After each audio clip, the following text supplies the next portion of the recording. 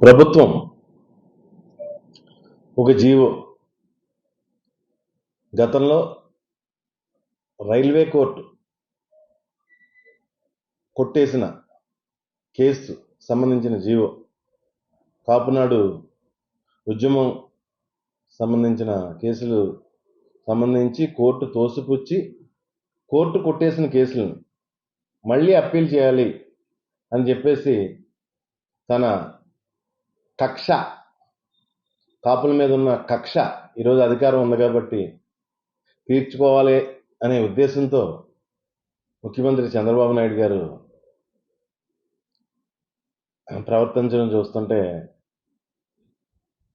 ఏరు దాటి వరకు ఒక లెక్క, ఏరు దాటిన తర్వాత బోడి మల్లన్న అన్న లెక్క.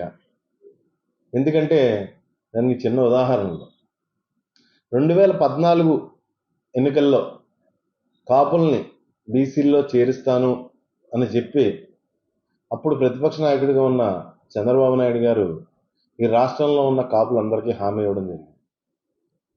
సంవత్సరంన్నర అయినా సరే ఆయన హామీ నిలబెట్టుకోకపోవడంతో ఈ రాష్ట్రంలో ఉన్న కాపులందరూ మీరు హామీ నిలబెట్టుకోవాలి అని చెప్పేసి ఒక ఉద్యమం చేపడితే సుమారు ఒక 20 లక్షల మంది కాపులు ఆ రోజు తుని ఉద్యమానికి హాజరైతే ఆ ఉద్యమంలో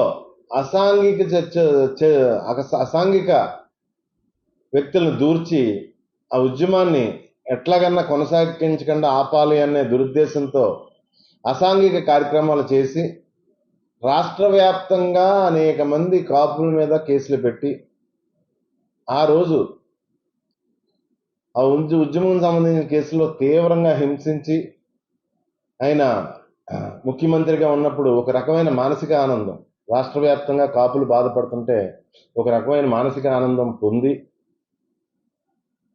ఆ కేసుల్లో కాపులందరినీ ఇబ్బంది పెట్టి తీరా న్యాయస్థానాలు ఆ కేసులకు రైల్వే కేసులు కొట్టేసిన తర్వాత అదేవిధంగా జగన్మోహన్ రెడ్డి గారు ఆ రోజుల్లో ఆ ఉద్యమాన్ని సంబంధించిన కేసుల్లో ఒక కాపులనే కాకుండా ఎస్సీలని, బీసీలని, మైనార్టీలను కూడా ఇరికించి ఇబ్బందులు పాలు చేసిన పరిస్థితుల్లో జగన్మోహన్ రెడ్డి గారు ముఖ్యమంత్రి అయిన వెంటనే ఒక జీవో ఇచ్చి ఆ కేసులన్నీ రద్దు చేయడం జరిగింది.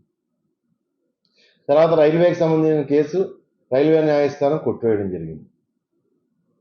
న్యాయస్థానం కొట్టివేసిన కేసును కూడా తన కక్షపూరిత చర్యల్లో భాగంగా మళ్ళీ తిరగదోడి ఈ రాష్ట్రంలో ఉన్న అందరి కాపుల మీద తన కక్షని తీర్చుకోవడానికి చంద్రబాబు నాయుడు వికృతానందం పొందడానికి చంద్రబాబు నాయుడు మరొకసారి ప్రయత్నించడం తీవ్రంగా కాపుల తరపున ఖండిస్తున్నాను. అదేవిధంగా మీకు గతంలో మనం ఒకసారి పరిశీలించుకుంటే స్వర్గీయ వంగవీటి మోహన్ రంగా గారి హత్య, మరి ఆ రోజు చంద్రబాబు నాయుడు గారి ఆధ్వర్యంలో స్వర్గీయ వంగవీటి మోహన్ రంగా గారి హత్య జరిగింది.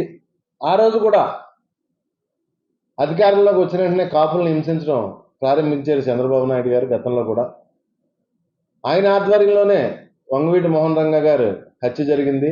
ఆయన పేద ప్రజల కోసం పోరాటం చేస్తూ నిరసన తెలియజేస్తూ ఆమరణ నిరాహార దీక్ష చేసే వ్యక్తిని, దయ లేకపోతే కరుణ లేకుండా ఓపిక లేని వ్యక్తిని నిర్దాక్షిణ్యంగా అర్ధరాత్రి సినీ పక్కీలో హత్య చేసిన పరిస్థితులు ఈ రాష్ట్రంలో చూసాం. అప్పుడు కూడా అంతే, రాష్ట్ర వ్యాప్తంగా కొన్ని వేల మంది కాపుల మీద కేసులు పెట్టారు.